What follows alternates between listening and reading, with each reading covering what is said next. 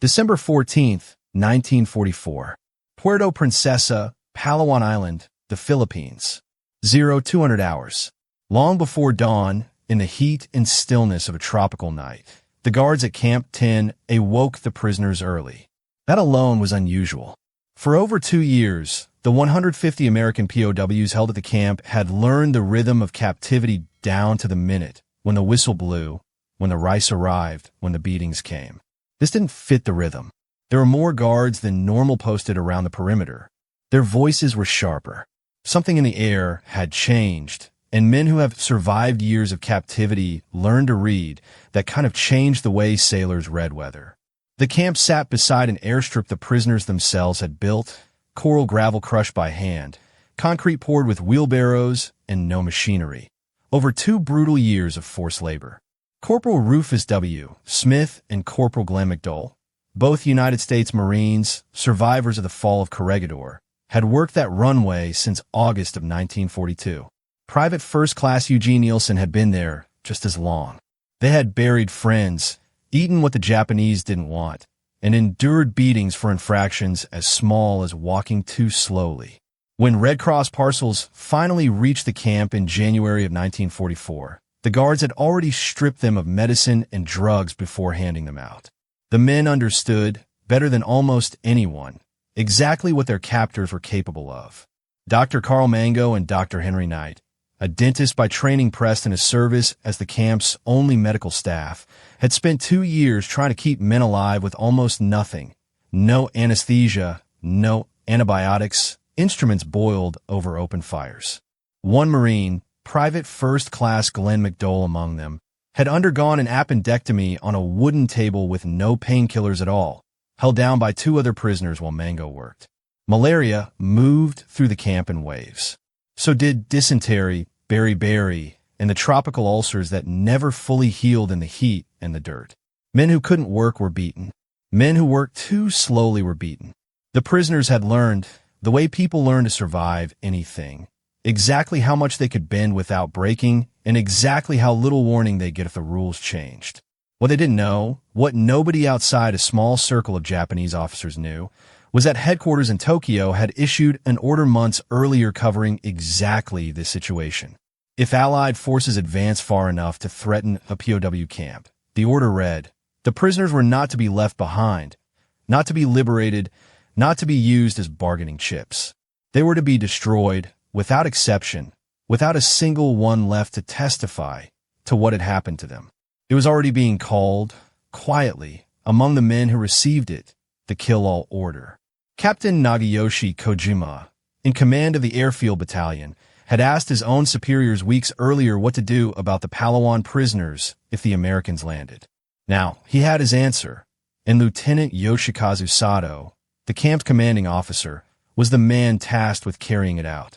At sunrise, the prisoners were marched to the airstrip as usual, ordered to repair bomb damage from the near-daily American air raids that had been pounding the island for weeks. The pattern of those raids was the reason the excuse worked so well. When the air raid siren sounded that afternoon, nobody thought twice. The men had run for the shelters dozens of times before. 3 long trenches the prisoners had dug themselves months earlier, covered with coconut logs and packed earth, meant to protect them from exactly the kind of bombing raid the siren was warning of. Guards herded them in, more roughly than usual, more of them than usual. This time, there was no bombing. The Japanese soldiers approached the shelters carrying drums of gasoline. They poured it through the air vents and doused the entrances. Then they lit it. The men inside shelter had no idea what was happening until the smoke and the smell reached them, and by then the entrance was already burning. Those who tried to climb out through the flames were shot as they emerged, their bodies left to block the opening so the men behind them couldn't follow. The same thing happened at Shelter B. By the time the Japanese reached Shelter C, word had somehow reached the men inside, screaming, gunfire, something wrong, and more than 24 prisoners managed to break out and scramble down the cliff face toward the beach before the fire fully took hold. Corporal Smith was among them. So was Corporal McDowell. So was Private Nielsen. They weren't safe. Guards fired down at them from the cliff, hunted the ones who reached the shoreline, killed several more before the light failed. 11 men out of 150 survived the day. The rest, 139 of them, burned, were shot, or were bayoneted, most within the shelters they themselves had dug to keep them alive. If you want to hear the stories the history books leave out, the ones that show you exactly what this war cost and exactly what it demanded in return, subscribe. We find these stories, we verify them, and we tell them the way they actually happened. The 11 survivors scattered into the jungle, wounded, starving, hiding by day and moving by night. Some had burns across half their bodies. None of them had eaten in more than a day. They had no idea, moving blind through unfamiliar terrain, whether the island held anyone who would help them or simply more men who would finish what the guards at Camp 10A had started. What they found over the following days was a resistance network that had been operating against the Japanese occupation since 1942, Filipino guerrillas, and a scattering of Americans who had never surrendered, who knew every trail on the island, and had spent 2 years learning exactly how to move information without the Japanese ever tracing the source. They found the survivors in 2s and 3s, fed them, treated the wounds they could treat, and moved them overland, away from the coast roads the Japanese still patrolled, to a guerrilla outpost at Brooks Point on the island's southern tip. From there, the message started moving through the same channels that had kept Filipino intelligence networks alive against the Japanese for years. A courier carrying word overland, a radio operator encoding it for transmission, hand to hand and station to station until it reached a receiver that answered to Allied command. By the first days of January 1945, a full report describing what had happened at Camp 10A, the fake air raid, the gasoline, the machine guns at the trench entrances, reached the headquarters of the Southwest Pacific Area, General Douglas MacArthur's command. The report crossed the desk of Major General Charles Willoughby, MacArthur's chief of intelligence, before it reached MacArthur himself. Willoughby had run guerrilla networks across the Philippines for 2 years by that point. He knew which sources to trust, and the Brooks Point network had never given him bad information. He read the account of the trenches, the gasoline, the machine guns positioned at the entrances, and he understood immediately that this wasn't an isolated act by a panicked garrison. It was systematic. It was planned. And if the Japanese had a standing order to do this at Palawan, there was no reason to believe Palawan was the only camp it applied to. By the time the report reached MacArthur's desk, Willoughby had already attached his own assessment. "Sir," he said, "this wasn't confusion, and it wasn't retaliation for anything the prisoners did. They planned it.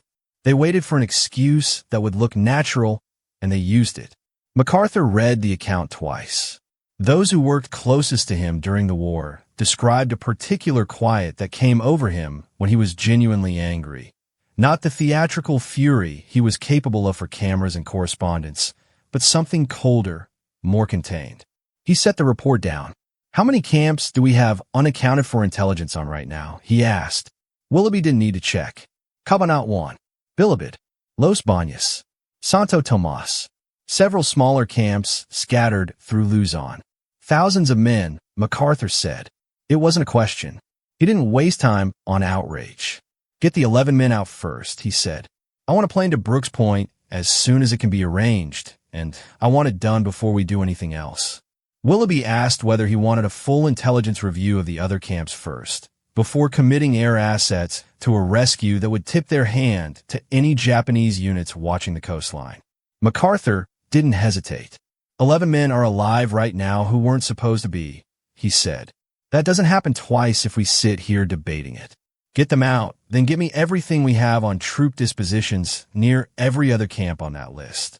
Within days, a Navy PBY Catalina flying boat was dispatched to Brooks Point, retrieved the 11 survivors, and flew them to the Allied-controlled island of Morotai, out of Japanese reach for good. It was, by any measure, a small operation, 11 men out of a war involving millions. MacArthur ordered it made a priority anyway, ahead of larger strategic business, because he understood something the report had made brutally clear. Every day of delay at any of the other camps could produce another Palawan. What followed over the next several weeks was the direct, traceable consequence of that report.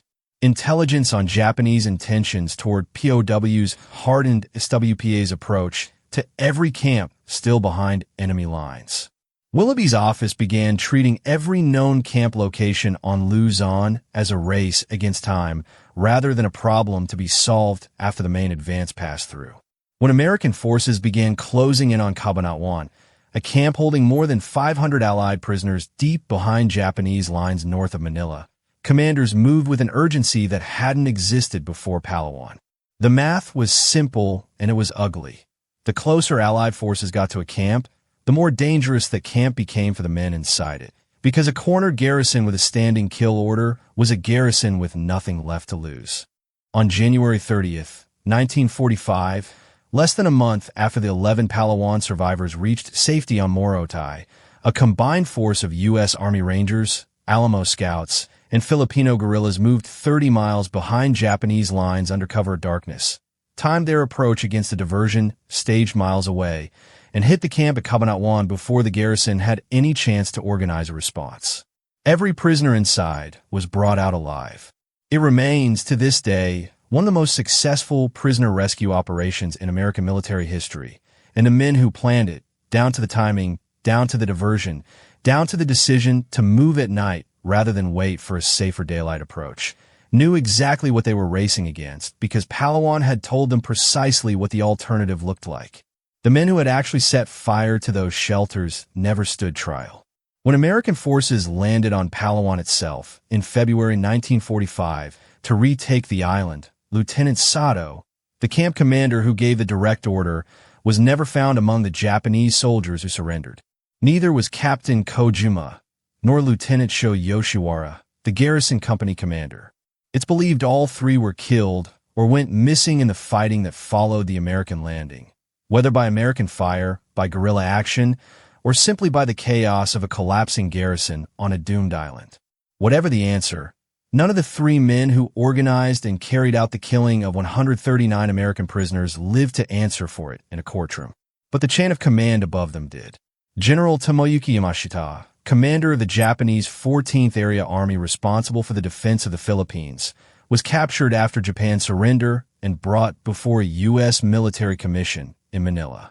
Palawan was one count among many in an indictment covering atrocities committed by forces under his command across the islands.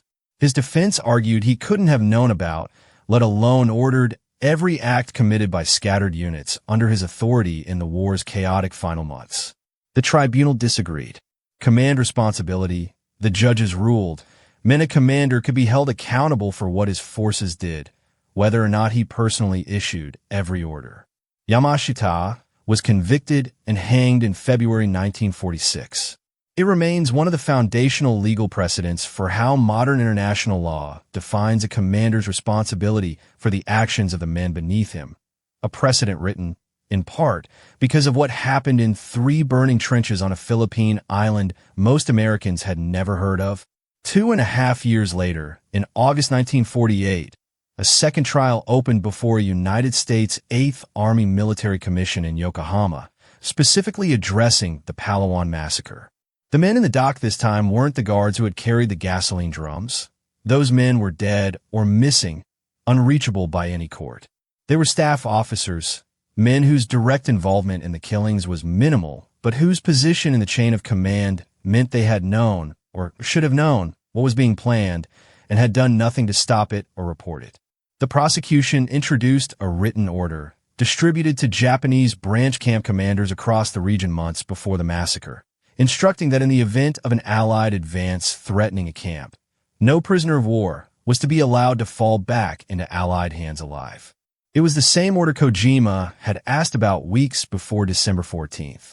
The tribunal treated the existence of that order and the officers' knowledge of it as evidence enough.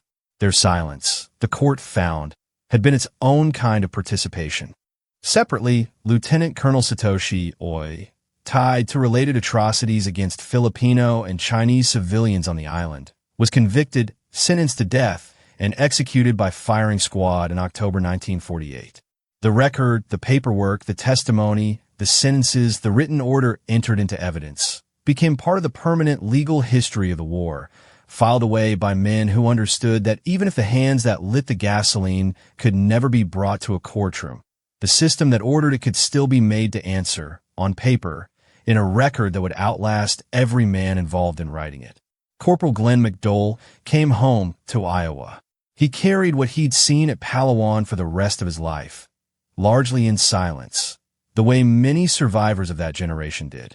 For decades, he rarely spoke of it, even to his own family. He gave testimony that helped build the historical record of what happened at Camp 10A, and decades later, in the final years of his life, his account became one of the central sources historians would rely on to reconstruct the massacre in the detail it deserved: the timing, the layout of the shelters, the names of the men who didn't make it out. He wanted it recorded correctly, even if it took most of a lifetime to say it out loud. Corporal Rufus Smith and the other survivors scattered back into ordinary American life, factory towns, farms, small cities across the country, carrying a story that, for years, most of their neighbors never knew to ask about. Dr. Carl Mango, who had kept as many of them alive as he could through 2 years of captivity with almost nothing to work with, was not among the 11 who escaped the trenches. Neither were most of the men he'd treated. A memorial stands today at the site in Puerto Princesa, listing the names of the 139 men who didn't make it out of those trenches. Most were in their early 20s. Most had already survived Bataan or Corregidor, 2 of the worst chapters any American soldier endured in that war, only to die in a shelter they had dug with their own hands to keep themselves alive during air raids that, on this one morning, never came.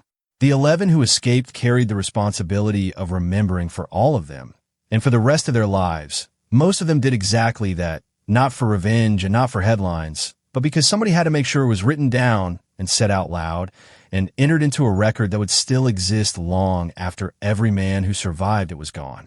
Somebody had to make sure it was never allowed to disappear into the parts of the war nobody talks about. If these are the stories that matter to you, the ones that show what this war actually demanded of the men who lived through it, subscribe and stay with us. We'll keep finding them, verifying them, and telling them exactly as they happened.